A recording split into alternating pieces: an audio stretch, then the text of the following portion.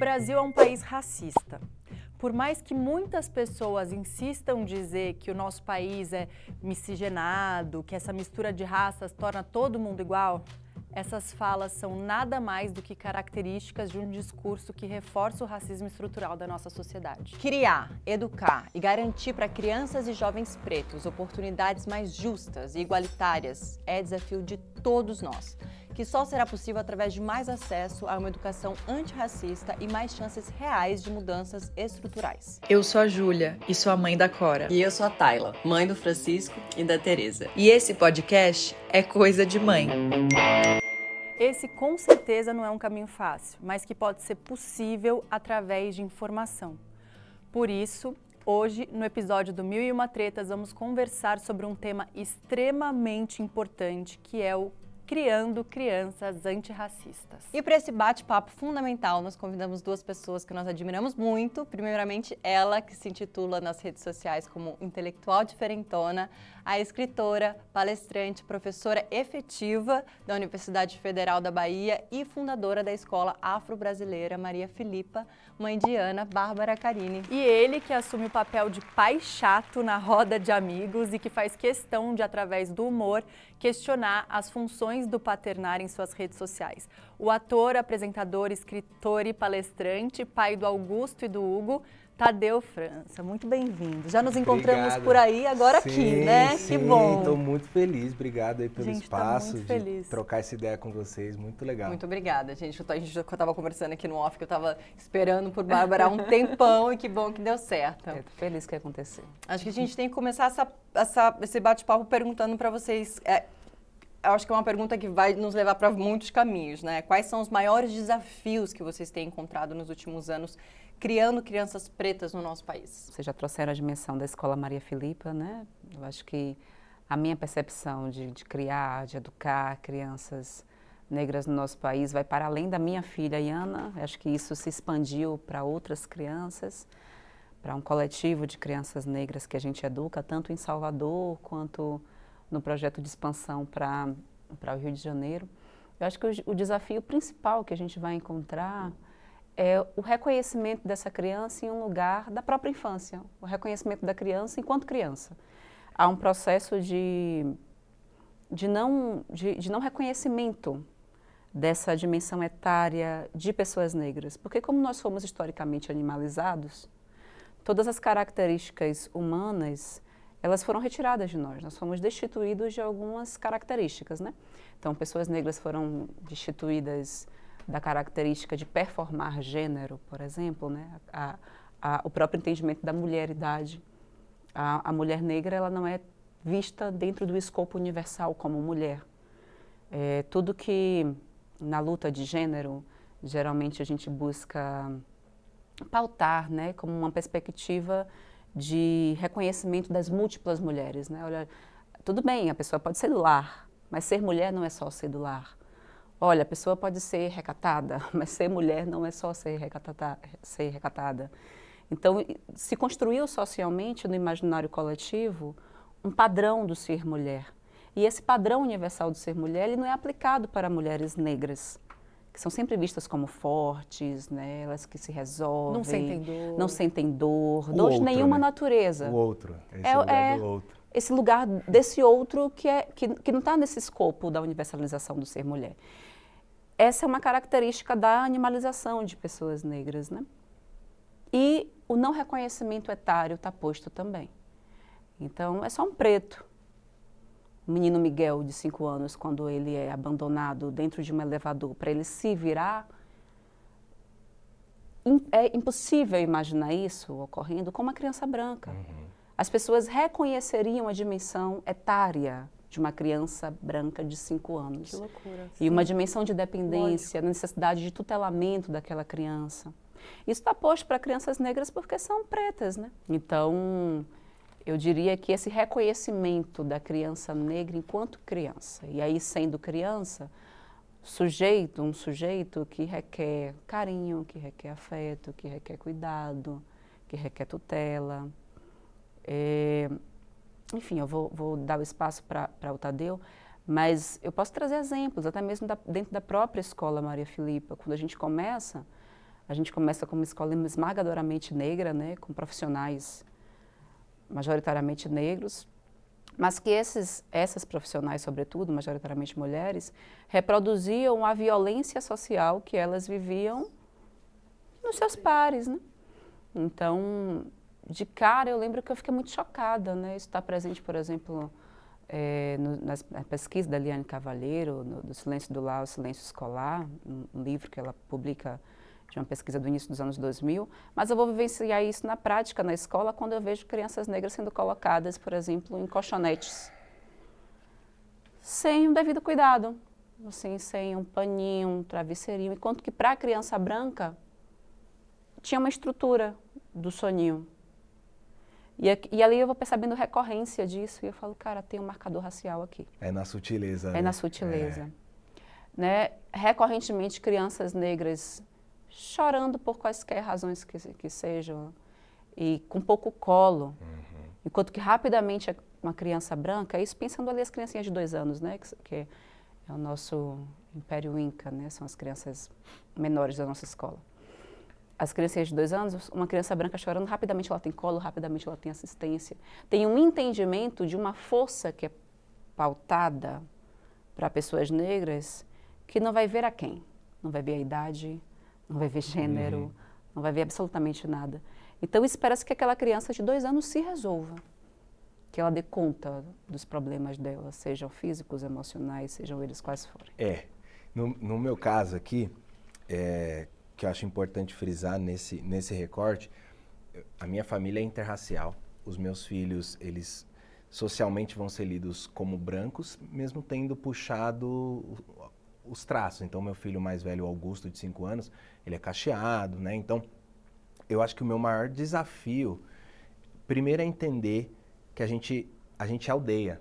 Então, eu preciso agir como aldeia, não só para os meus, mas para as crianças que estão ali na escola, para os seus filhos, para quem for atravessar a vida dos meus filhos, eu me comportar como aldeia. E aí eu acho que, dentro da pergunta que você trouxe, o desafio é ser exemplo.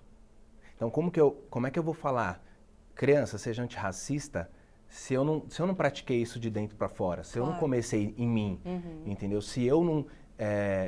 É assim, é uma prática que acho que... A criança é uma esponja da gente. Ela é uma esponja. E eu acho que o maior desafio, na minha visão, para criar crianças antirracistas, é em como eu me torno esse exemplo. Porque o sistema, ele vai, principalmente para a branquitude, deixar a pessoa sentadinha no conforto dela sem se mexer. E antirracismo é ação.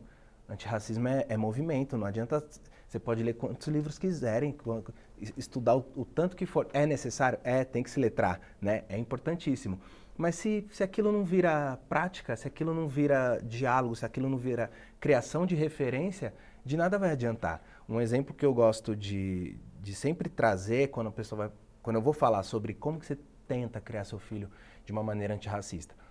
E não só na questão antirracista, mas na questão antimachista, anticapacitista, né? Eu sempre tento ser o exemplo. E nesse caso específico do recorte de raça, esse cabelo aqui que vocês estão vendo, gente, né? Bonitão, ele existe há 4 anos.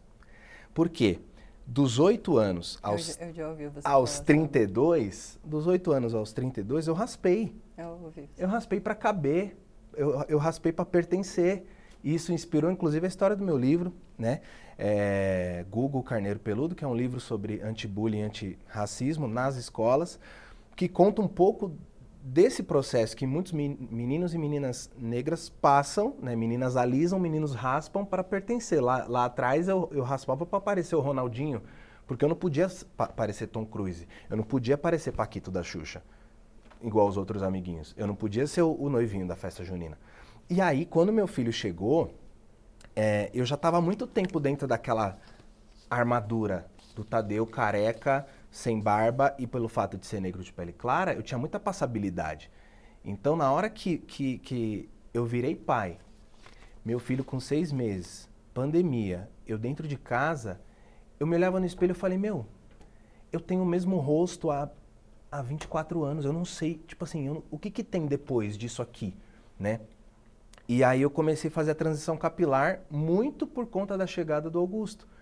Como é que eu vou falar assim, filho, tenha orgulho dos seus traços, tenha orgulho dos seus cachos são lindos, você é maravilhoso, você é forte, você é lindo, se eu escondo os meus, né? Então, é começar na pele, é acordar e falar assim, não, a minha prática antirracista de hoje é tal, sabe, assim, só ler, só estudar, sem você colocar em prática na vida dos seus filhos, para que eles atravessem a vida de outras crianças de segunda a sexta na escolinha, se você não fizer esse movimento, de nada vai adiantar. Então, hoje, os meus filhos, eles me veem como uma referência, né, de pai presente, que tem essa questão também, né, do papel que eu assumi enquanto homem, do recorte de gênero, até para mostrar que nem todo pai negro é ausente, nem todo pai ausente é negro. Então, eu busco mostrar isso também, mas eles me veem no espelho, assim, me amando. Pegando o secador, armando o meu black aqui, ó, meu filho tem o Augusto, ele tem um pentezinho, um garfo dele, às vezes ele quer ir para a escola e abre os cachos dele e ele vai e me vê como essa figura de autoestima, entendeu? Eu não me arrumei bonito da melhor maneira que eu pude vir aqui para Tayla, para Bárbara, para Júlia. Eu me arrumei porque meus filhos vão sentar no sofá e vão assistir o pai deles num programa de muita importância e relevância, se sentindo bonito, se sentindo feliz, mostrando autoestima, falando sobre eles. Então, isso é o que me motiva.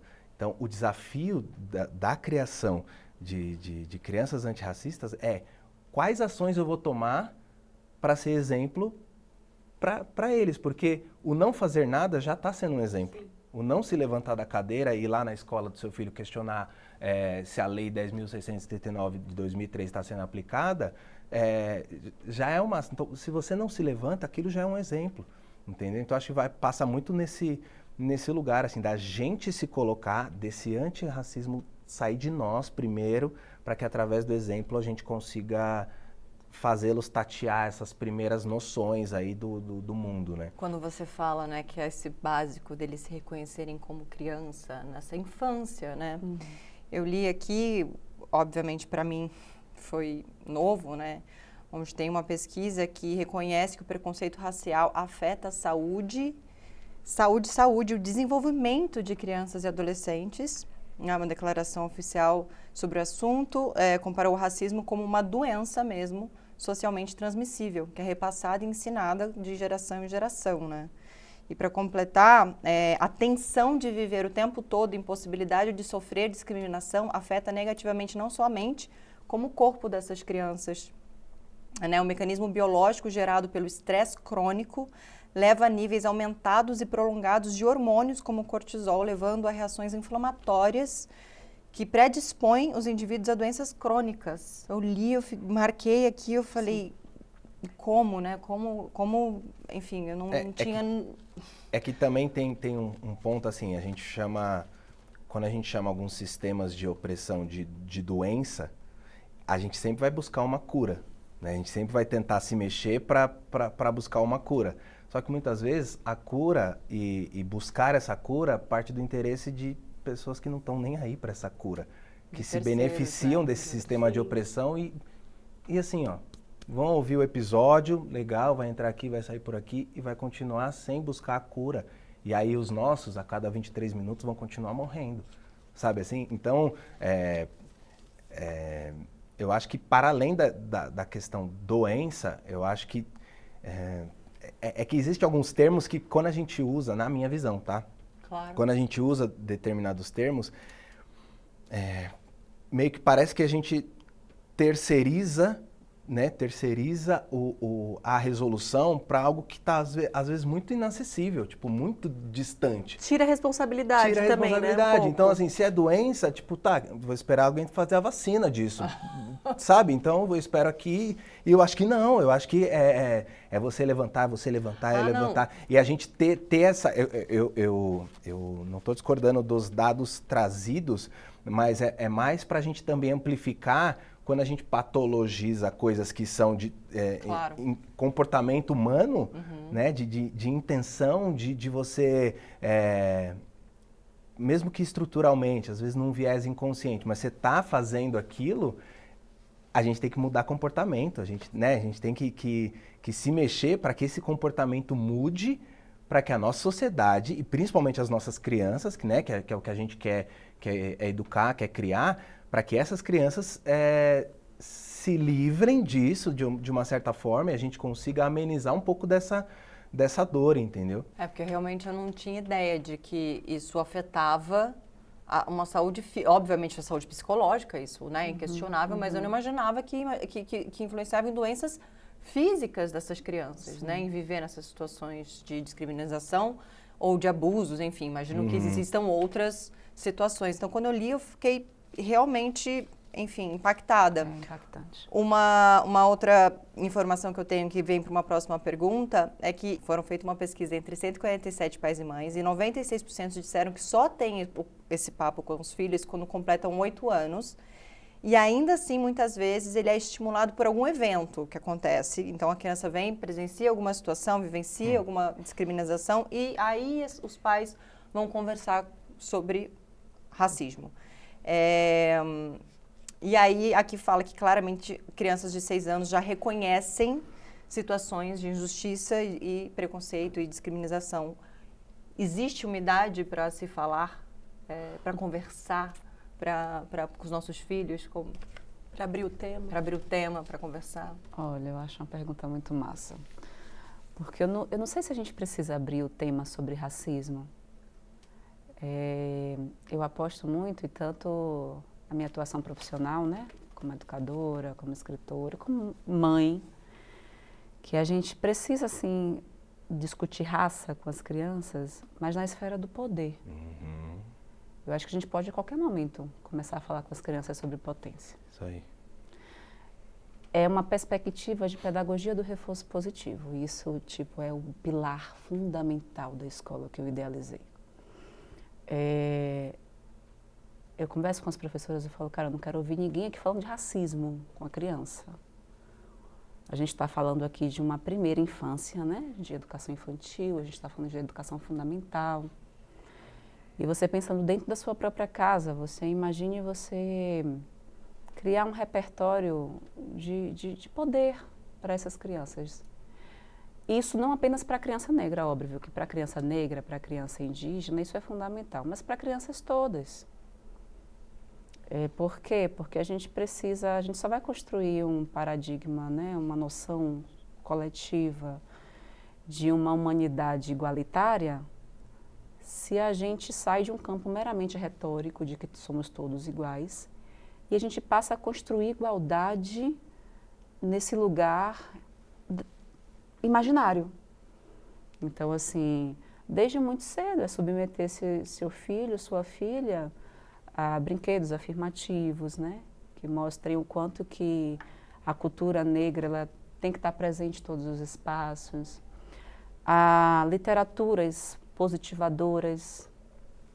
Existem as literaturas antirracistas que são fundamentais, que são literaturas... O antirracismo, o termo, o anti é um prefixo de reversão, de enfrentamento, de denúncia.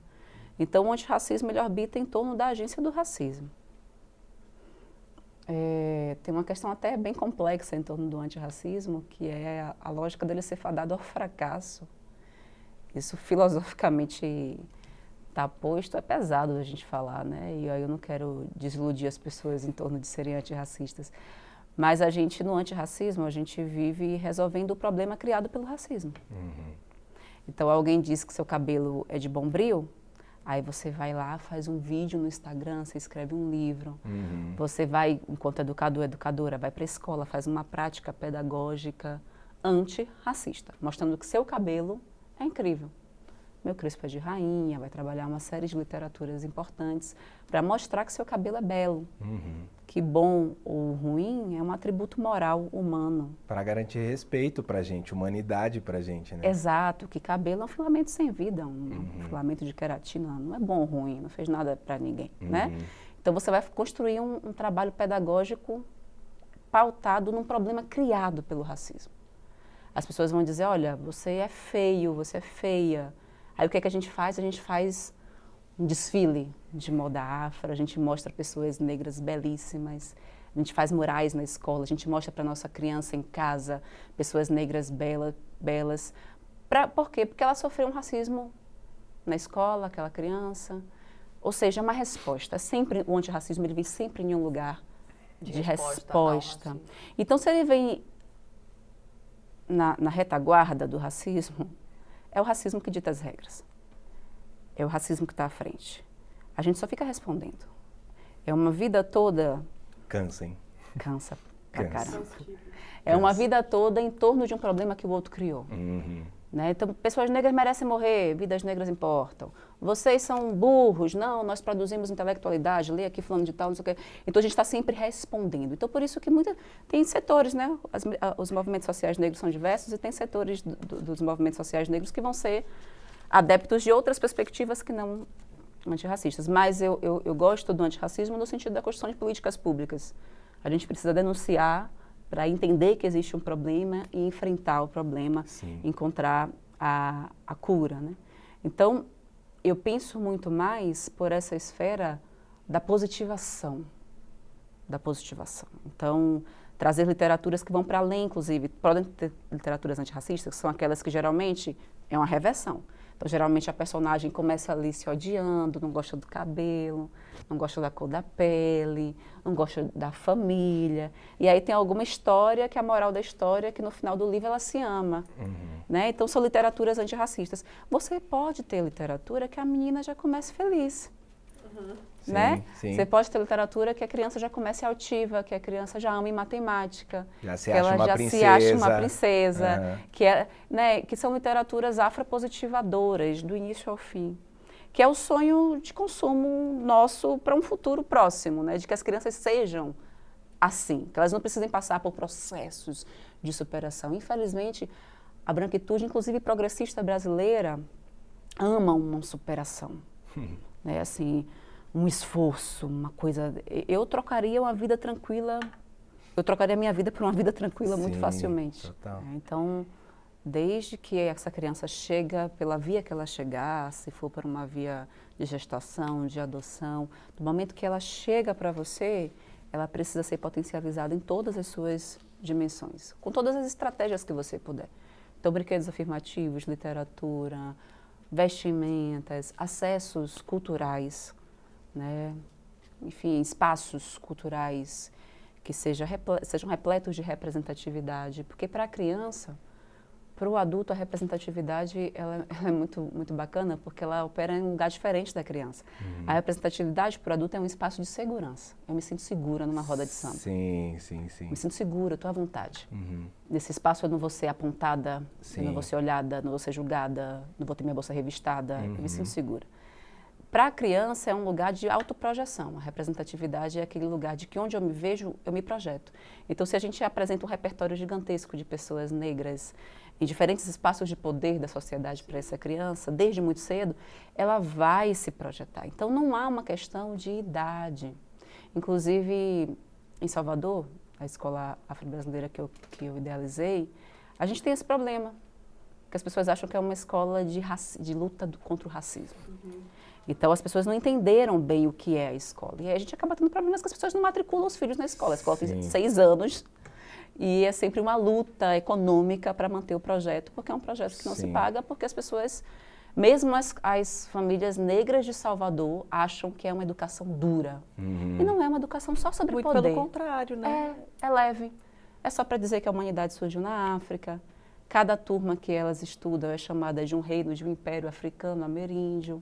E entregar o seu potencial maior, o melhor que você vai ser do que você deseja ser, como qualquer criança merece receber, né? E conhecer o passado, e conhecer o passado que não nos contaram, né? Nos livros de história, tipo, por uma outra perspectiva. Eu nem sei o que vocês acham desse projeto, enfim, mas eu ouvi o Projeto Quirino. Sim.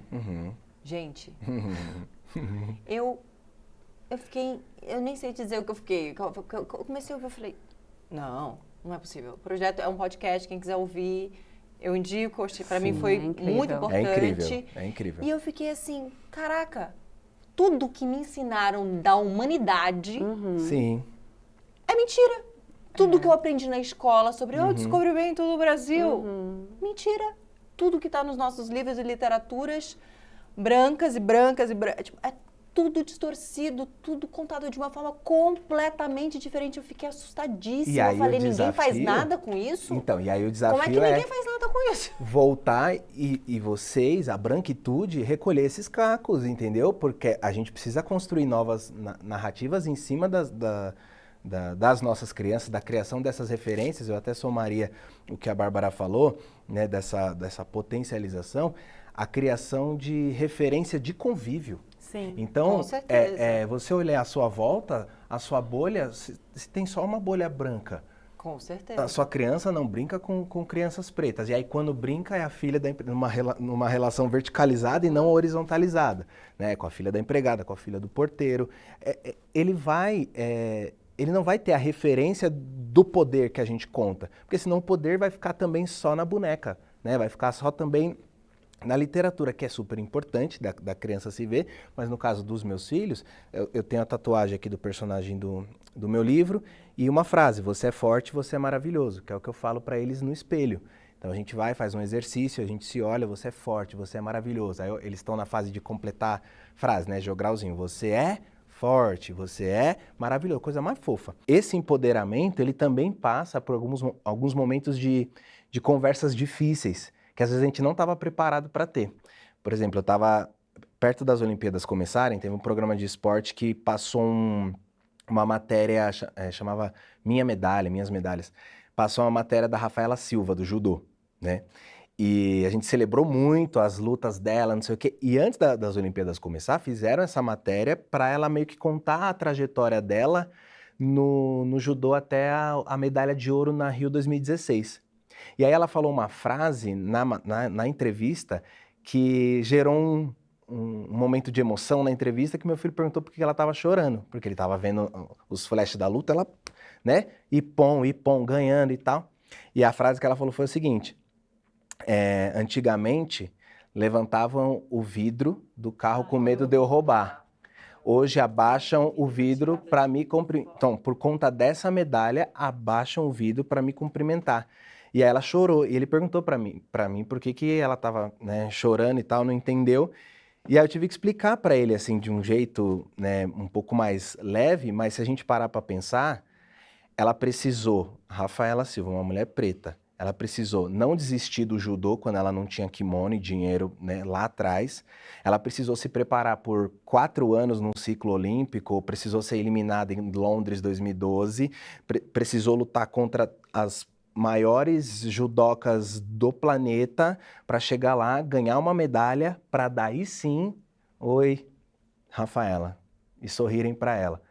Entende? Então, essa conversa difícil eu tive com ele para ele entender a importância de, tipo, tá vendo ali a referência, referência, né? Do poder, da do poder potência, da mulher preta naquele... no pódio, né? Exatamente, tá vendo ali, mas esse processo que ela teve que passar é diferente do processo da atleta que é sócia de um clube desde a infância, e lá tem um esporte branco que ela se especializou e ela foi para Paris, ganhou as medalhas dela e fé. Eu, na escola que eu coloquei os meus filhos lá, eu encabecei um projeto, eu toco um podcast lá da escola, um negócio bem legal, que eu entrevisto algumas pessoas, assim, não tá no Spotify, inclusive, mas para agregar, trazer um pouco mais a família para essa educação a 4 mãos, né? Eu defendo muito essa coisa de que a família precisa participar dessa educação, né? Então eu levei um outro projeto, inclusive, porque quando eu fui apresentar essa ideia lá na escola, tinha acabado de acontecer um caso de racismo, com uma menina preta da turma, uma das únicas, e que a amiguinha falou que não queria sentar do lado dela por conta da cor da pele, tipo, clássico. E a coordenação, a direção meio que batendo cabeça, mas eu tava ali e aí me pediram minha ajuda, né? Tipo, o que você faria? Né? Vamos pensar, ajudar, pensar em alguma coisa. E assim, palestra no 20 de novembro para as famílias não vai adiantar, né? Uma hora ali a pessoa escuta aqui, sai aqui, não vai adiantar. Os pais, as famílias, elas precisam se letrar, elas precisam entender o que está acontecendo, como é que lida. Como é que você cria uma criança de maneira antirracista? Né? Qual o caminho? É aquilo que ela falou, a gente tá sempre resolvendo um BO. Aí chegou lá, mas um homem negro, um pai negro com uma solução para tentar resolver o negócio. Então agora lá a gente tem um projeto com a Sara Carolina Maternagem Preta, Eu maravilhosa, amo Sara, maravilhosa. conheço ela há muitos anos. Que ela tem um curso, né, de criação antirracista e Sim. tal, que é o trampo dela, que, a gente vê ela Nossa, fazendo eu mó conheci ela corre. tinha, sei lá, nem 5 mil, ela era muito pequenininha, e assim, a aí- gente apoiou, deu celular, e a gente correu atrás pra ela. Isso. Não, eu lembro. Ela é muito incrível. E aí, assim, para ela vender esse curso, ela divulga bastante e tal. Eu falei, é a maneira de fazer também o dinheiro rolar na mão dos nossos aqui, né? Então, o curso dela vai ser de letramento para os pais na lista de material pedagógico, né? Então, assim, vai ter um movimento. Não é só para a escola se resguardar. Porque também não adianta, né, escola? Se você não tem em casa o exemplo, se você não Exato. tem em casa isso, no seu Exato. convívio, se você não tem... Você vai chegar e... Que adianta a escola, né? E a pessoa... Quer dizer, que adianta muitíssimo, a mas escola assim, ela precisa se mexer, né? ela precisa se Se mexer. você não tem o exemplo dentro de casa... Exato. E aí, estimular essas famílias, estimular esses pais a, tipo, entende o que fazer. É ruim a gente também ficar só nesse lugar professoral de ensina racismo para branco, de ensina antirracismo Tem para um branco. amigo meu, Ícaro Silva, que cansa. falou assim pra mim outro dia, não tem que ensinar nada pra ninguém. Isso. Não precisa ensinar nada pra branco nenhum. Então, acorda, gente. Hello. Vocês têm que... Nenhum preto tem que ensinar branco nenhum. Tá? Oi, cansa. acorda, vai lá, levanta, aprende. É a obrigação de vocês aprender. Exato. E aí Eu você tem ali uma oportunidade de ter na lista de material pedagógico um curso online para você sentar 15 minutinhos, entender, num caso de racismo com uma criança, como que você age. Sabe? É a coisa da aldeia. Então, eu fiz isso principalmente também pelos meus filhos. Entendeu? Eu tô pondo eles numa escola em que eu cobro, assim, detalhes de coisas que eu... Sabe, assim, coisas novas que a gente possa mudar esse ambiente eurocêntrico de uma escola particular, porque tem isso também. O capitalismo, ele anda de mão dada com o racismo, ele um retroalimenta o outro, e aí você tá falando de um curso, esse curso tem um custo, e aí a branquitude nunca acha isso como um investimento, acha isso como um gasto, né? Tipo, não vou, pra quê? Besteira, né? Então, assim, a gente encontra um monte de barreira, principalmente falando de uma escola particular, que é uma empresa privada. Dá para né? Eu não sei se dá, né? Inclusive, você pode até aprofundar, mas se você promove uma política de cota racial numa escola particular, para trazer não só família, não só crianças pretas que o pessoal imagina, vai encher de favelada aqui. Minha escola não sei o quê. Não, para trazer família preta com dinheiro também. Crianças pretas, diversidade, crianças indígenas naquele ambiente escolar. Se você promove isso, é um escarcéu, porque o dinheiro vai ter que sair de algum lugar. Quando você se confronta com uma ação antirracista, mas que vai envolver dinheiro, é o famoso, olha, não, legal, adorei sua proposta, mas eu vou me reunir com os meus sócios e aí a gente vai ver e te avisa, né? A minha alegria é que quando eu sentei com os diretores mantenedores dessa escola, eu falei assim, tá, antes de eu começar a explicar o que eu vou fazer aqui, de 0 a 10, quanto vocês procuram fazer dessa escola um espaço mais antirracista? 1000, 100, não sei o quê, tal. Apresentei o projeto e eles falaram, a questão não é sobre... Querer. Não é sobre... É quando começa. Aí eu falei, opa, aí... Você entendeu? Que, tipo, não teve essa coisa... Foi na minha frente, não teve essa... a gente vai se reunir entre a gente, porque é essa hora que ganha-se tempo para falar, olha, a gente... Olhou no Excel e aí viu que não vai rolar, né? Mas obrigado, que já aconteceu comigo, porque eu ofereci em outras escolas. Então, esse comportamento de aldeia, da gente fazer movimentos comunitários para que eu atinja o seu filho, atinja o dela, atinja os meus, de uma maneira positiva, é super necessário também, entendeu? Para as famílias. Quais são as maiores mudanças que vocês conseguem observar na socialização dos filhos de vocês, que vocês não tiveram a oportunidade de experimentar na infância de vocês? Iana é uma menina negra, soteropolitana, que vem para mim por meio de um processo de adoção. Ela chegou com 18 dias de nascida. A adoção para mim sempre foi uma via de parentalidade muito tranquila, muito natural. Minha mãe adotou minha irmã mais velha. A minha irmã mais velha, com a sua primeira companheira, adotou meu sobrinho, que hoje tem 27 anos, 26. E com a sua atual companheira, adotou minha sobrinha, que tem 9 anos, então sempre foi algo muito tranquilo. Eu sempre soube que não é obrigatório nenhuma mulher ser mãe, mas eu queria ser e queria ser por essa via. Eu não me pensava, inclusive, sequer mãe de bebê, eu não me via muito mãe de bebê. Eu me pensava mãe de uma menina maiorzinha, assim, né? Então eu coloquei no cadastro de adoção um processo de uma criança de 3 a 7 anos. E aí, quando foi chegando perto, ansiedade, etc., eu quis mudar algumas coisas no cadastro, aí fui lá para alterar o gênero, né? Não era menina, ia colocar menina e menino. Eu tinha colocado apenas criança preta, e vocês sabem que, de acordo com a institucional, né, o IBGE, pessoas negras são pretas e pardas. E eu tinha descoberto um dado que na Bahia tinham apenas 22 crianças pretas disponíveis para adoção. Então eu entendi que eu tinha que ir lá botar parda também. Aí eu fui lá, botei parda, e minha filha vem como uma criança parda, nessa marcação institucional. E aí a assistente social me sugeriu colocar a partir de 0 anos. Eu falei, assim, naquela coisa, eu falei, vou colocar porque não vai vir mesmo. Porque como a maioria, né, Sim, as pessoas querem os bebês, então assim, a primeira sugestão que vai vir é uma criança mais velha. E aí uma semana depois me ligam dizendo que sua filha está aqui, vem buscar e traz fralda. E aí quando eu chego ela tem 18 dias de nascido.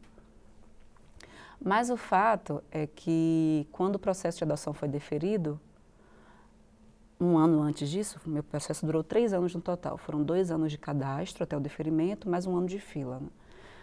Quando o processo foi deferido, minha primeira preocupação foi onde ela estudar. Geralmente a preocupação é o quarto, mudar de casa, procurar um espaço maior, né? Pensar a estrutura familiar. Quando minha filha chegou, ela não tinha nada dentro de casa. Ela tinha um livro que eu comprei, assim, sei lá, num congresso de pesquisadores negros, né? Congresso Nacional da BPN, que eu estava, vi um livro assim, me encantei e levei para casa, mas não tinha nada. Foi um corre-corre, todo mundo dando coisas. Mas ela tinha uma escola, isso foi muito doido. Quando ela chegou, ela já tinha uma escola. Porque quando o cadastro foi deferido, eu pensei, ela precisa estudar. E ela precisa estudar em um lugar diferente do que eu estudei.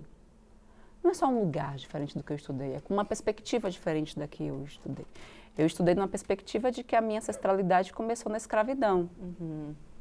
Sendo que os primeiros humanos são africanos, né? A humanidade surge em África há 350 mil anos, no leste do continente africano, no atual Marrocos. Eu estudei aprendendo que a minha regressão ao infinito, minha mãe foi empregada doméstica, minha avó de Janira, quilombolas, né? Minha mãe de quilombo, minha avó também foi lavadeira, minha bisavó foi escravizada até os 12 anos, Vicença. E o louco do racismo é que ele poda nosso fluxo do pensamento. A gente não pensa em coisas óbvias. Eu não conseguia pensar no básico. Antes de Vicença, quem veio? Alguém veio antes de Vicença.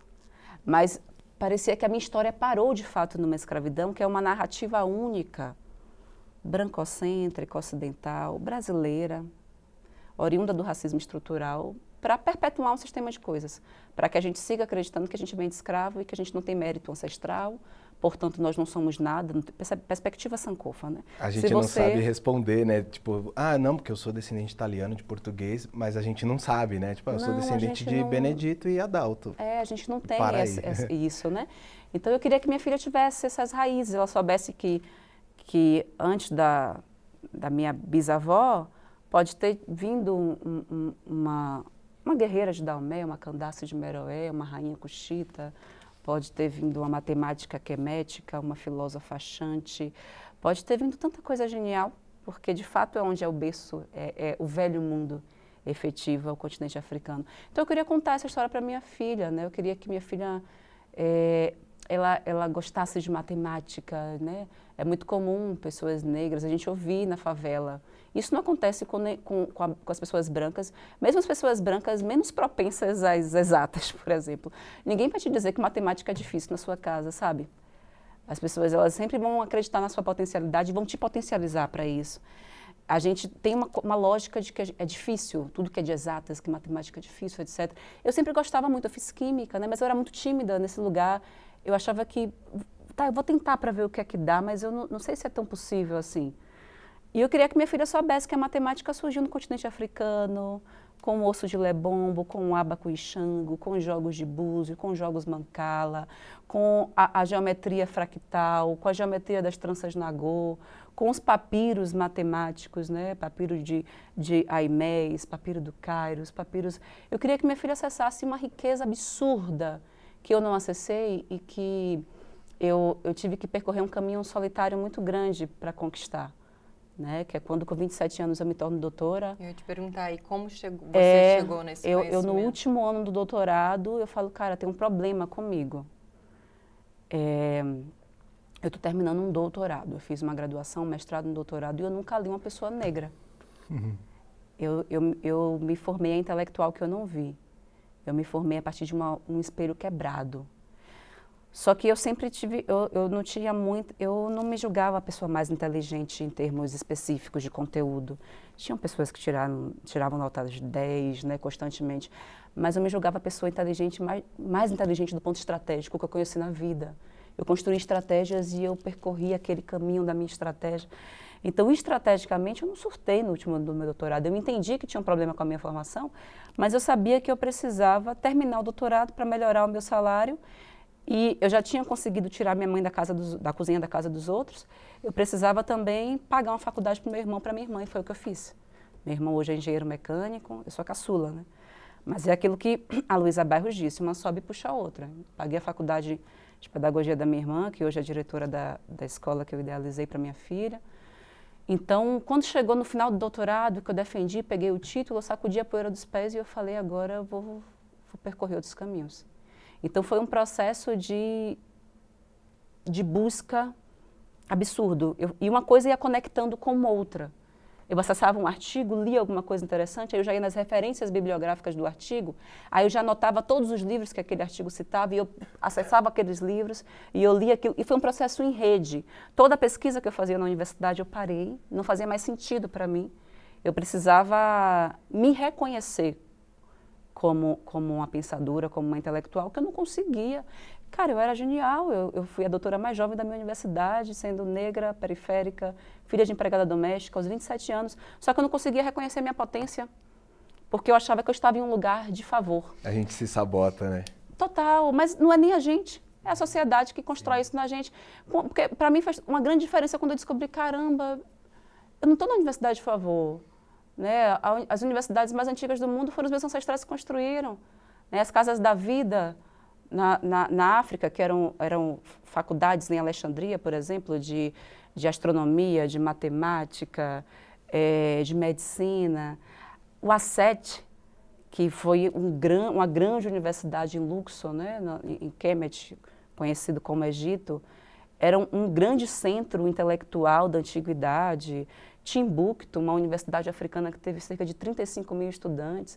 Até no próprio tempo ocidental, a universidade mais antiga é do século X, que é a Madraça de Al-Qarawiyyin, em Fez, no Marrocos, pelo menos 300 anos antes de Bolonha, que sempre foi tida como uma universidade, a primeira universidade do mundo, do tempo ocidental, né?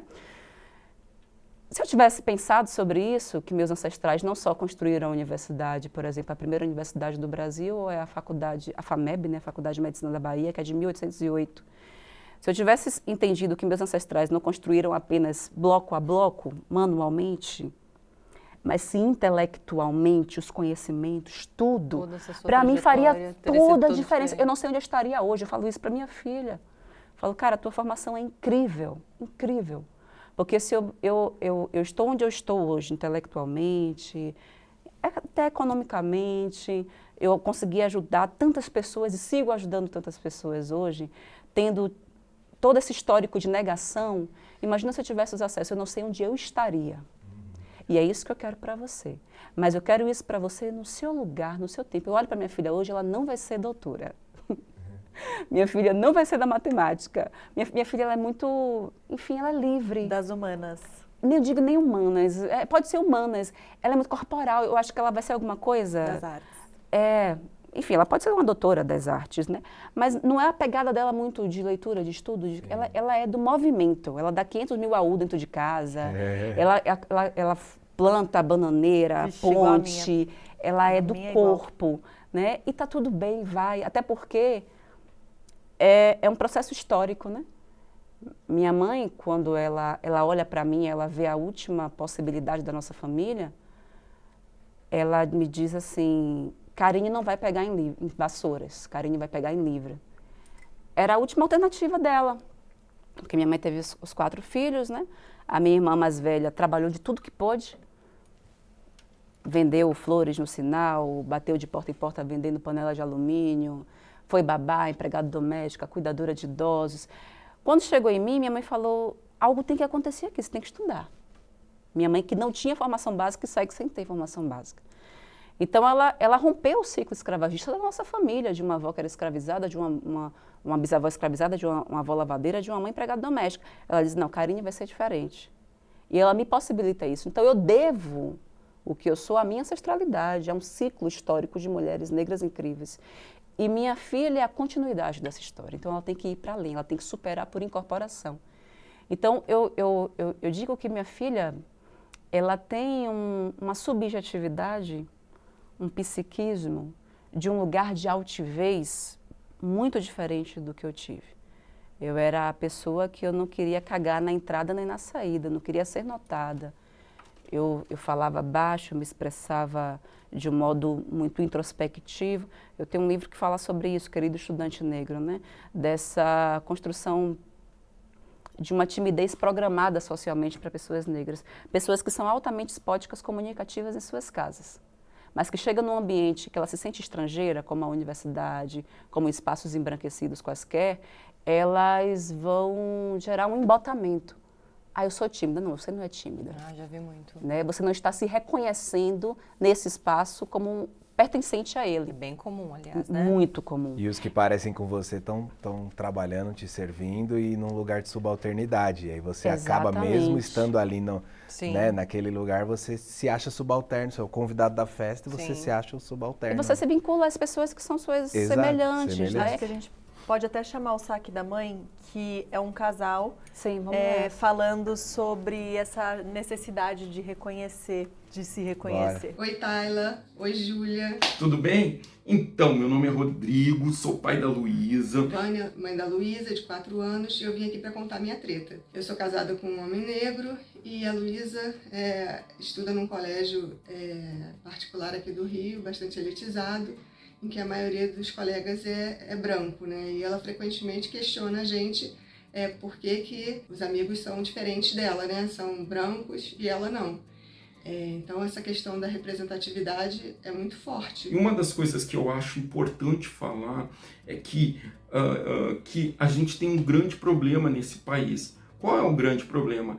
A gente não mostra o negro como grandes personagens ou o negro em uma posição de destaque. A gente ainda mostra o negro sendo preso no meio de guerras, de tráfico. É muito difícil quando ela se olha e pensa o seguinte, eu não quero me ver como alguém que está na linha da sociedade que não seja uma linha mostrando alguém num cargo elevado, num destaque. O que a gente tenta fazer é sempre explicar, né, o contexto histórico do Brasil, né, de uma forma bem leve e introduzir também uma literatura infantil antirracista. Obrigada pela participação no programa. Obrigado, valeu. Ele está bem alinhado no momento do ele que a gente estava falando. Ouviu o episódio. Não, é muito importante, assim, é muito rico quando a gente vê cada vez mais famílias se preocupando com esses detalhes, né? É o famoso fulano correu para que a gente pudesse andar, né? Às vezes essa corrida, esse caminho, esse percurso, ele é dolorido, ele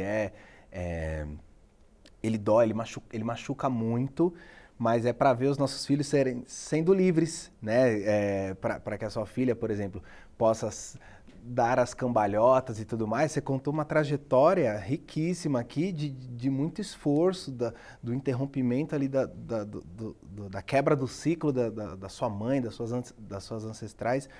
E é o que a gente tenta, por exemplo, no meu caso com os meus filhos, é o que eu tento fazer na minha paternidade, né? Eu produzindo conteúdo ali sobre paternidade, é um desafio diário para mim, porque eu vou subindo meu sarrafo cada vez mais, toda vez que eu questiono os padrões dos pais, né, genitores, enfim, e eu vou subindo o meu sarrafo, vou deixando ele mais difícil, mas para mim tá bom, porque eu sei que tem 2 meninos me olhando o tempo inteiro. Isso significa que eu não erre? Não, eu erro todo santo dia. Eu acho que é importante eles me verem errar e reconhecerem eu enquanto humano, mas ter essa preocupação, tanto na escola como dentro de casa, o que a gente pode fazer, quais referências que a gente pode dar, o que eu me mexo hoje para fazer diferente, qual conversa que eu vou ter com meu filho. Esses dias ele contou, papai, eu fiz um desenho, pintei lá o desenho com lápis cor de pele, e aí o amiguinho, não sei o que, eu fiz, oi? Aí ele, o lápis cor de pele. Aí eu fui entender, que eu já, chegou esse assunto aqui na minha casa, né, cor de pele. Eu falei, qual que é o lápis cor de pele, filho? Ensina pro papai, é a cor da pele do papai? Ou é a cor da pele da tia tal? Ou é a cor da pele? Aí eu fui dando referências e ele foi vendo que existem várias peles. E eu, na mesma da hora, vi uma atividade que a escola estava fazendo sobre cor e formato dos olhos. E aí a escola pegou vários olhos de várias pessoas ali e eles foram vendo, desenhando e pintando. Eu falei, nossa, professora, meu filho trouxe essa questão do lápis, do tom de pele, essa atividade em casa, não sei o quê. Então, o que aconteceu? Eu vi uma questão, eu tirei essa questão de fora das minhas 4 paredes e levei para o lugar que está cuidando dele de segunda a sexta integral, onde meu filho passa a maior parte do tempo. Eu falei, professora, a professora do meu filho é uma mulher preta, eu falei, professora, temos um ponto aqui. Olha que oportunidade legal da gente trazer esse assunto, porque ele trouxe que esse lápis é cor de pele, né? Por mais que possa aparecer a pele dele, mas é preciso entender que existem outros tons e tudo mais. E aí a escola, ela fez uma proposta, foi muito legal. Ela fez uma proposta onde nessa escola eles fazem sempre assembleias.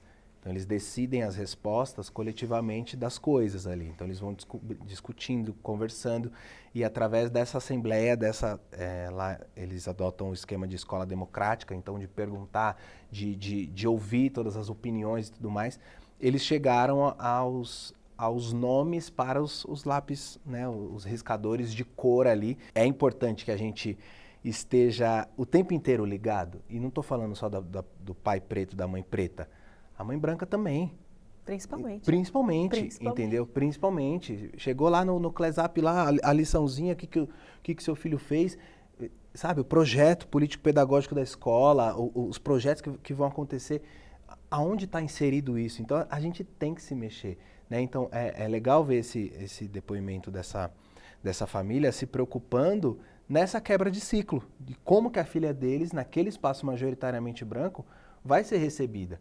Né? Eu fui o preto único, né? Então o negro único na escola particular, e a gente está cansado de ser isso nos lugares, né? Então eu era o filho da inspetora que vendia bolo de pote, sabe? É um clássico assim que muitas escolas têm. Eu era o único.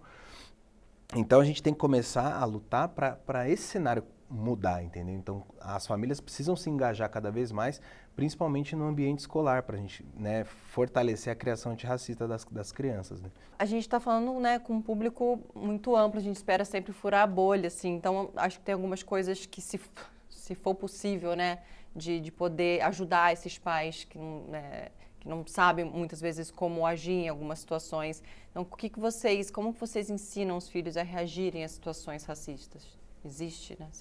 Existe um caminho que a gente possa... E eu imagino para uma mãe e para um pai, claro, mas assim, né, ver nosso filho deve ser uma coisa de louco. A minha ainda tem 2 anos e meio. Eu ainda passei por poucas situações, mas aquelas coisas da escola, de você ver brigar com o amiguinho, nananã, aqui a gente entra num lugar muito mais profundo não sei nem. A Iana, ela... A Iana estava com quantos anos, desculpa? Com 6. A Iana cresceu em Salvador. Desde que ela chega, ela já passa a frequentar o ambiente da escola, que é um ambiente muito enegrecido. A minha família é uma família negra, né? Ela já começou na sua escola? Na realidade, ela chega com 18 dias. Ela entrou na escola quando se abriu a escola? Ela começa a estudar com 2 anos. Mas, enfim, Mas ela então já começou na sua escola? Isso, ela frequentava a escola diariamente, ficava engatinhando pela escola, ela vivia. Frequentava a escola antes de começar a estudar, né? Sim.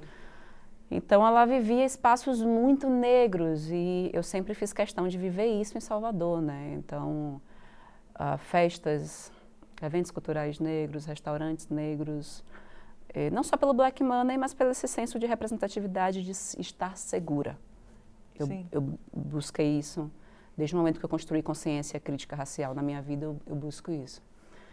E Ana sempre viveu isso em Salvador, né? Então, Pelourinho, sempre uma cultura negra muito viva, muito forte. Dezembro de 2023, no ano passado, eu mudei para o Rio. Continuamos frequentando muito Salvador, nem aluguei minha casa em Salvador, meu apartamento, não fiz nem Airbnb. A gente está sempre lá. Tem menos de 1 ano que eu estou morando no Rio, mas acho que a Ana já foi umas 5 vezes para Salvador. Ela sente que é ali. Ela tem essa percepção, né? E eu fico muito feliz com isso. Mas aí a gente foi para o Rio, para a Zona Sul. Para a Zona Sul do Rio de Janeiro. E aí ela vai para uma... para o Rio, da Zona Sul foi um do impacto, Rio. foi um impacto. Um belo dia. E aí, impacto grande. Só bar. Briga. Imagina, eu moro, pior do que isso, acho que não sei. E aí, um belo dia na academia dela, no Jardim Botânico, na natação, ela saindo do banheiro um dia, ela falou: mãe, por que no Rio de Janeiro só tem 3 negros? Eu, você e o tio Tomé. Nossa. E aí eu falei, caramba, começou um problema que eu não tinha. Eu não tinha os problemas das famílias negras habituais, sabe? E eu passei a ter, porque minha filha passou a frequentar lugares brancos. Ela não frequentava espaços brancos. Mas importante para ela também frequentar? Foi importante, muito importante, para ela desenvolver, sair da bolha, entender o que é o mundo. Eu acho que a bolha que eu criei, minha filha... Não conseguiria a vida toda, né? Que talvez conseguisse, né? Mas... Eu acho que a bolha que eu criei, minha filha, ela é muito, muito bacana, porque ela cria positivação. Claro. Sim. Minha filha é muito foda, ela tipo assim, ela entende quem ela é, de onde ela veio, que ela não deve nada a ninguém. Essa primeira infância, né, ela baseada no poder é grandona. Ela é grandona. Não importa onde ela está. Ela tem outro, não é uma coisa de, ai mãe, não, ela resolve. Ela tem essa coisa de eu disse, eu fiz, eu bati, eu empurrei. Já entra na potência dela em qualquer ambiente. Isso para mim foi muito significativo. Nada deve dar e a uma primeira sensação... infância é tudo na vida da criança, né? E ali eu percebi que eu precisava viver também o Rio de Janeiro. Eu ainda não consegui viver o Rio de Janeiro. Eu trabalho muito, viajo muito. Então é muito aquela rotina de levo minha filha para a escola, vou para minha academia, volto, trabalho, pego ela na escola, levo para o balé, para a natação, depois acabou o dia. E aí eu viajo, falo, filha, volta de noite, depois, enfim... Eu percebi que eu precisava levar ela em Madureira, precisava levar ela nos eventos, no Aurê, no Wakanda em Madureira, em uns circuitos negros do Rio de Janeiro, precisava... Que aí também tem o meu fator de sociabilidade, eu sou muito fechada, eu não sou muito sociável, assim. Eu gosto de viver os espaços, mas eu não sou de construir relações. Então, nesse sentido, você começa a construir, que eu fazia isso em Salvador com os amigos de infância, com as pessoas que eu não construí isso no Rio de Janeiro, né? Então, ficava mais nessa vivência. E aí teve um momento que eu percebi mesmo, assim, e para mim também foi um impacto. Numa situação dessa, uma menina branca um pouquinho maior que ela, talvez uns 2 anos, assim. Ela tem 6, talvez a menina tenha uns 8, com uma postura diferente com ela. Primeiro pegando a touquinha dela da natação e correndo, aí subi, jogava lá de cima. Jesus. E eu, tipo assim, de cara, eu falei, ai meu Deus, racismo.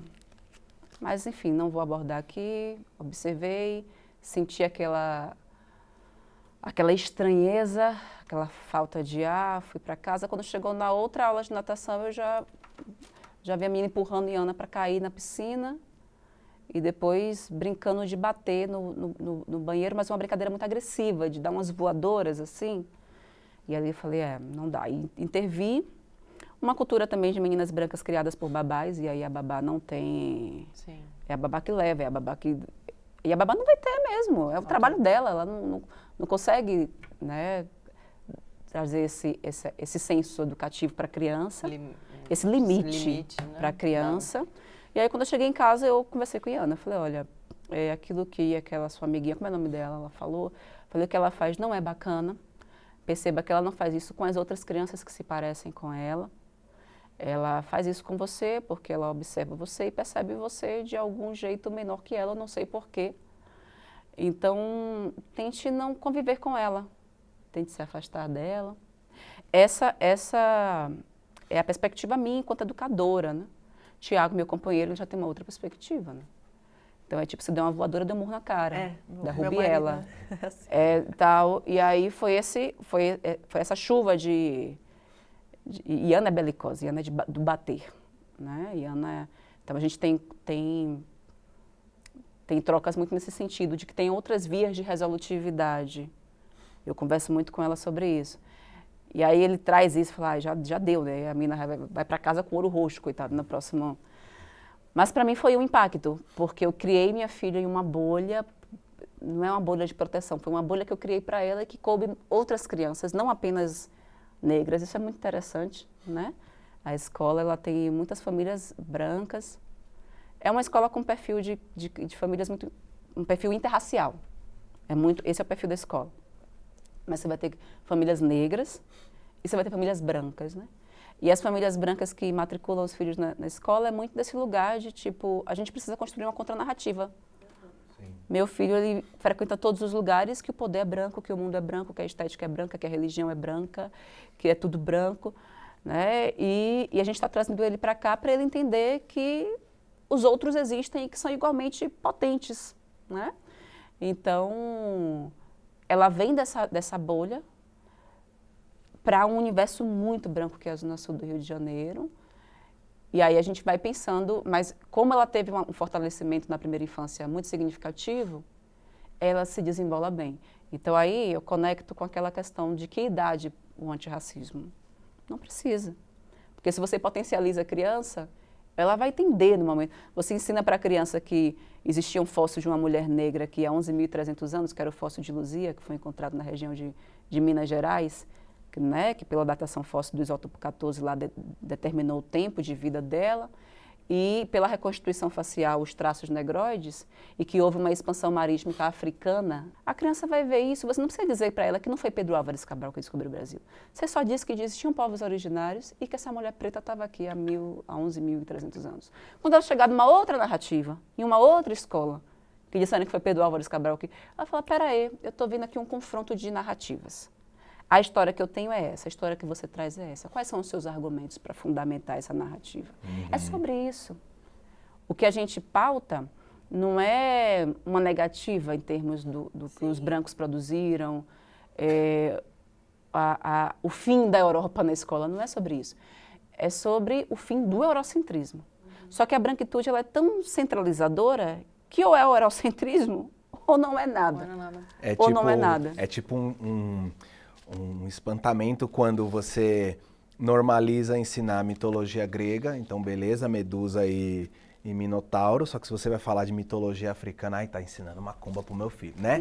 Já tem aquele choque, a gente tem que, né? Explodir, né? Ampliar o olhar, né? Sobre isso, assim. No caso dos meus filhos, né? Por ser uma família interracial, a escola dos meus filhos também tem muita família interracial, então ele encontra com bastante amiguinhos ali que são branquinhos, mais cacheados, aí tem o pai preto, aí tem a mãe preta ou a mãe branca, enfim. E o meu filho, na escola antiga que ele estudava, ele teve um episódio que assim, ele acordou, o Augusto, ele acordou e falou, papai, hoje eu quero armar o cabelo. Aí pega lá o garfinho dele, aí eu fico lá com ele, ensino, aí modelo, passo fixador, faço o mesmo processo que eu faço com o meu, só que ele faz com o dele, só que ele faz, né? Ele faz. E aí às vezes tipo fica meio, né, torto, não sei o que e tal, mas eu deixo ele concluir o que ele acha que, como é que tá, tipo, tá bom, é o seu cabelo, o seu corpo, beleza, vai. Foi pra escola. E aí lá falaram que o cabelo dele era feio, justo no dia que foi armado. Aí minha pálpebra já começou a tremer aqui, eu já, meu Deus, só que eu sou o pai chato. Eu tô nos grupos de WhatsApp e eu vou falar. Tipo, eu Já vou... brigou com muito pai dos amiguinhos dos seus filhos? Quando estão no grupo, né? Se estão no grupo, porque, né, normalmente tá só eu lá de homem, né, enfim, os meus haters na internet são homens, né, que uma vez o cara falou, seus vídeos estão acabando com o meu casamento. Eu falei, oxe, seus comportamentos na sua casa, rapaz, não é meus vídeos não, você cuide sua vida.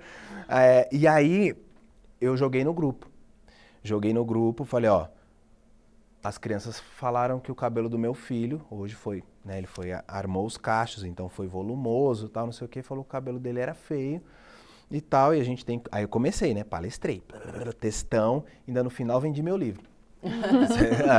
É isso. Maravilhoso.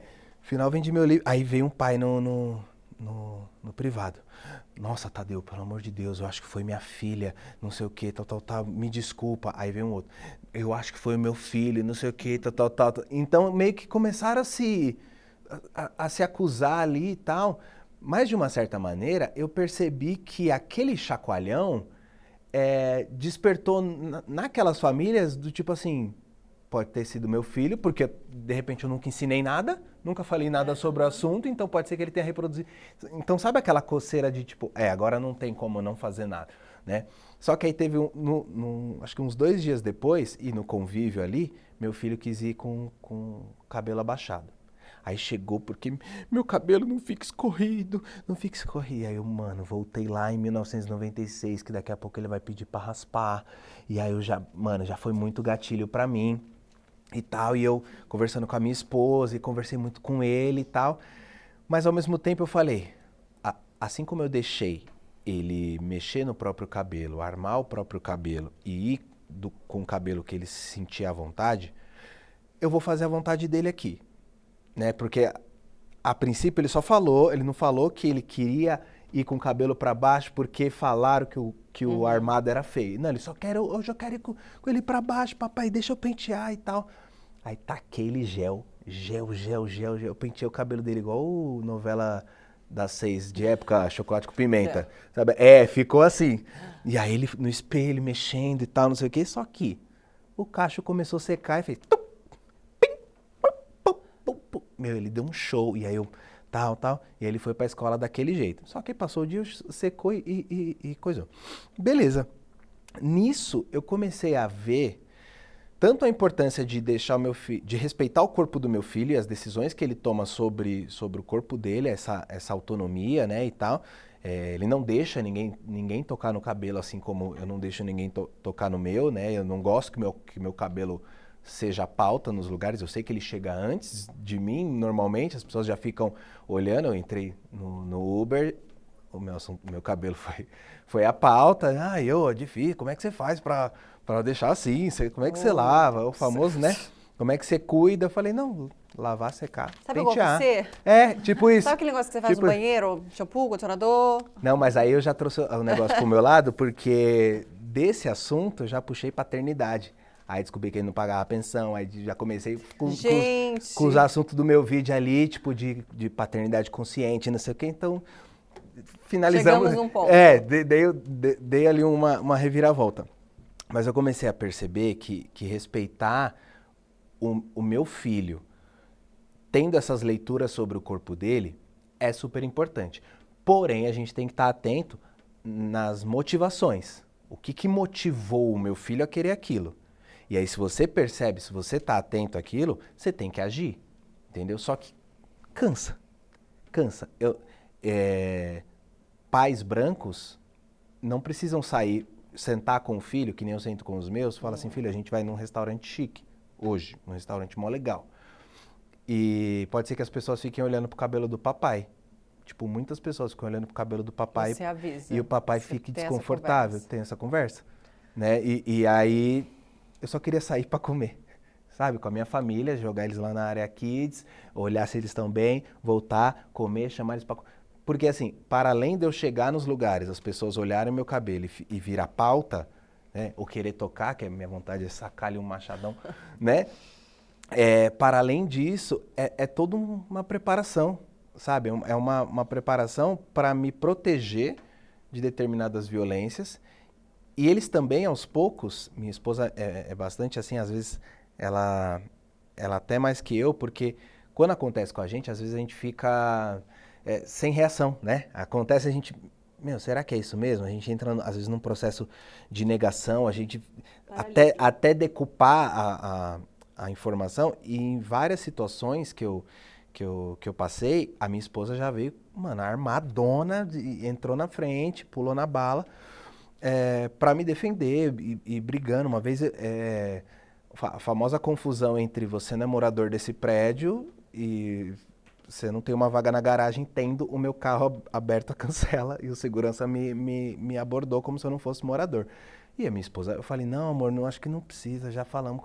Não, ela foi até o fim, tipo, chamou. Então, eu acho que são essas pequenas atitudes, assim, tanto com os nossos filhos como com a nossa família em torno de nós, que vão fazer a diferença no dia a dia, né? Na criação dessas crianças, dessas potências que a gente está... Porque, querendo ou não, eu tô tentando mudar o mundo que os meus filhos vão herdar.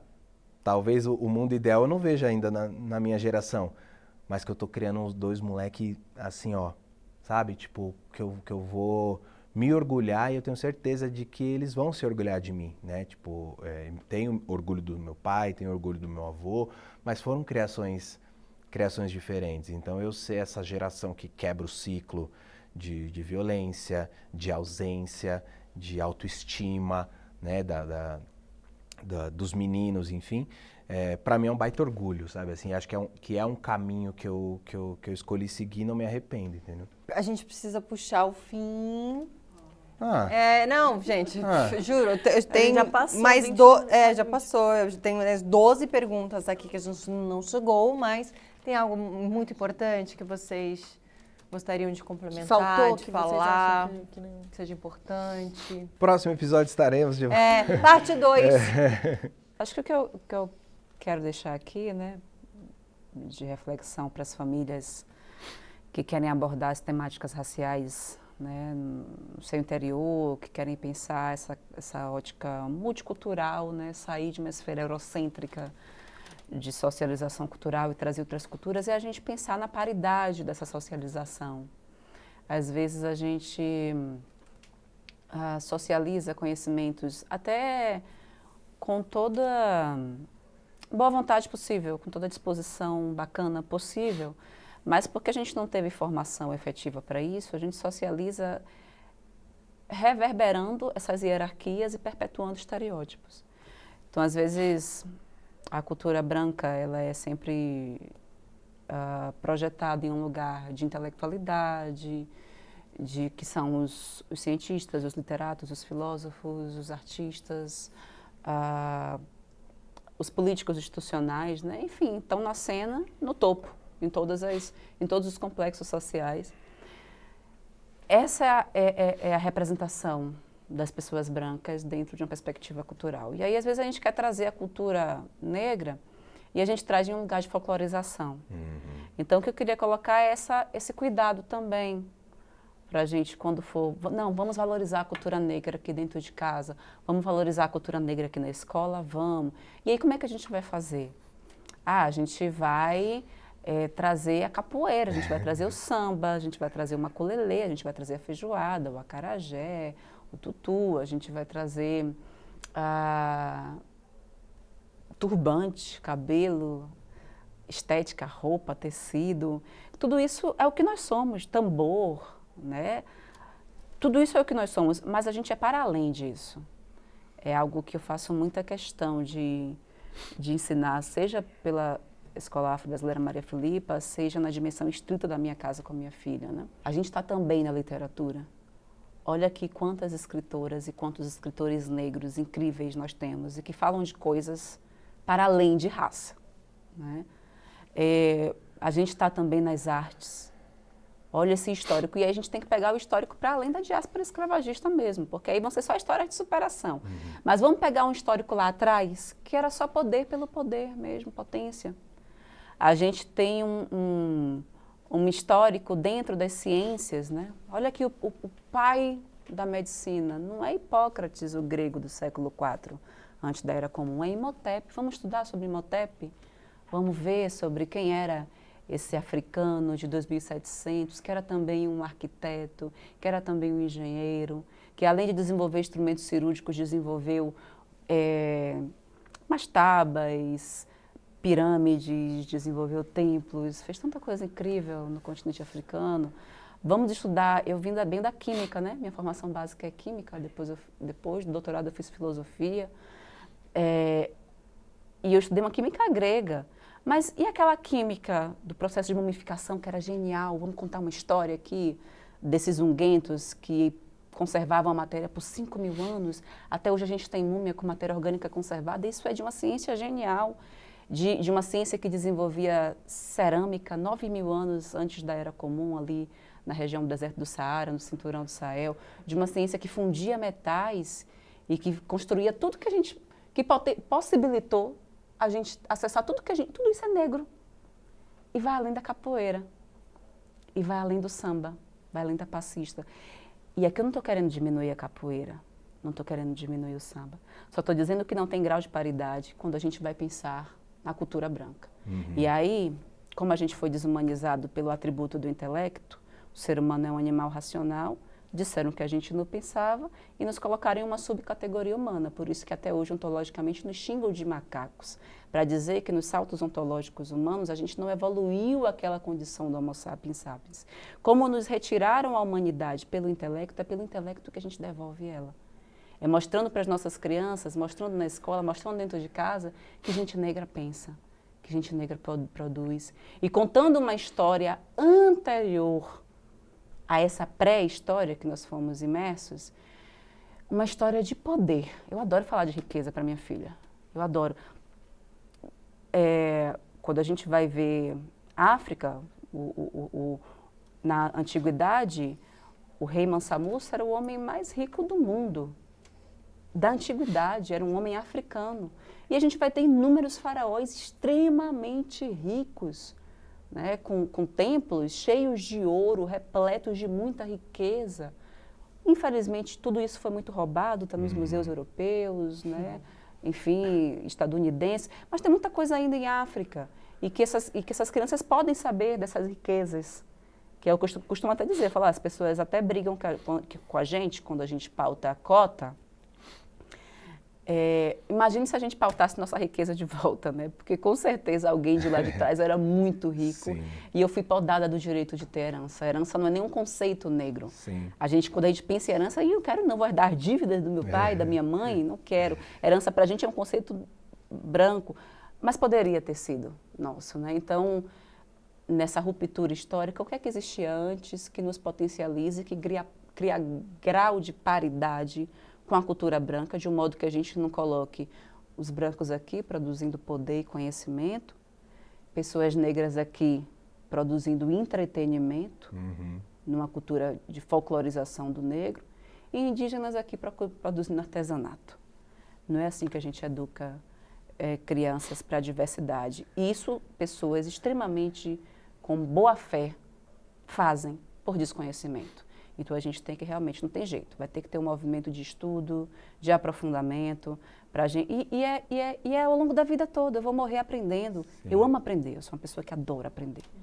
Né? E eu acho que é um movimento de todo mundo mesmo. A descolonização, eu gosto muito de uma intelectual franco-argelina, que é a Oria Boltedia, que ela vai dizer que nosso processo de descolonização ele só vai acabar no fim da vida. Então, eu acho que é sobre isso. Abri um bocado de caminho aí, acho que não fechei, mas o importante era dizer, não reforcem estereótipos nesse processo de boa vontade, de diversidade cultural, né, de socialização dessa cultura pluriversal. Vamos buscar paridade entre as culturas. E se eu pudesse pensar, até linkando um pouco, mas para além de tudo isso que a gente falou, se eu pudesse deixar um último recado, assim, fundamental é movimento. Sai da cadeira, levanta, vai fazer. Estudou, leu, vai deita a cabeça no travesseiro e faz o exercício de o que de antirracista eu fiz hoje? Qual movimento eu fiz? Como que eu contribuí com essa luta? Ou minha vida simplesmente só seguiu? Antes da gente entrar nos bastidores, eu fiquei lendo eu sempre leio o Clesap dos meus filhos e as propostas, né? Aí eu fico lendo, tá, aí eles citam um autor, aí eu já vou pesquisar quem é esse autor, ver Google Imagens, para saber, sabe, o que estão ensinando para o meu filho, o que está sendo passado, né? E eu acho que é isso, esse é o recado, se movimentar, fazer, pôr na prática tudo isso que a gente está ouvindo, tudo isso que a gente está estudando, né? Fazer as nossas crianças criarem referências. Só que a gente também não é objeto de estudo. Eu não quero que você venha fazer amizade com a minha família só porque eu sou um pai negro de black, sabe? Assim, tipo, você pode ser amigo, sabe? Abordar as pessoas pretas na rua. A minha bolha não tem gente preta, se você puder, né? Ser amigo aqui. Não é nesse lugar. Mas é de você se coçar, é de você se questionar. É você estar numa festa, uma foto de galera, sabe? Assim, olha, eu não tenho amigo preto nesse ambiente, eu não tenho. Então, é se mexer e buscar a mudança, não só se incomodar. Então, se você deitou a cabeça no travesseiro, viu que você não fez nada, no outro dia, o que você pode fazer? Qual o movimento que você pode, qual o passo que você pode dar dentro de tudo isso aqui que a gente falou, dentro de tudo isso aqui tudo que você leu, tudo que você estudou, e quando eu falo você, assim, é branquitude, tá? Sim. Então, o que a gente pode fazer para movimentar? Eu acho que, porque sem isso, a gente vai ficar vindo, a gente vai ficar falando, a gente vai ficar explicando e as pessoas, nossa, verdade, importante, né? Poxa vida, não, eu sou antirracista, tem até eu li até um livro tal, não sei o quê, eu até, e não pode parar, é todo dia. O antirracismo é todo dia, e principalmente para os nossos filhos que estão todos os dias com a gente e todos os dias com outras pessoas, no caso a escola. Então essa escola também tem que estar nesse movimento todo dia. A busca por uma educação antirracista é um dever de todos nós, como pais e como sociedade de modo geral. Desconstruir atitudes e pensamentos que baseiam o racismo estrutural devem ser constantes no nosso dia a dia. Nós, do 1001 Tretas, acreditamos que através da informação, do letramento racial e de mudanças sociais, vamos construir uma sociedade que seja realmente igualitária. Por isso, nós só temos a agradecer a disponibilidade e a dedicação dos nossos convidados, tanto que eles fazem, tanto que nos ensinaram, maravilhosos. Obrigada por virem. Obrigada. Bater esse papo com a gente. O episódio de hoje chegou ao fim, mas não se esqueçam de compartilhar com o maior número de pessoas que vocês precisam saber mais sobre educação antirracista, ou seja, todo mundo. Nos vemos semana que vem, aqui no seu canal do 1001 Tretas ou na sua plataforma de áudio preferida. Beijo. Obrigada. Beijo, até semana que vem. Obrigada.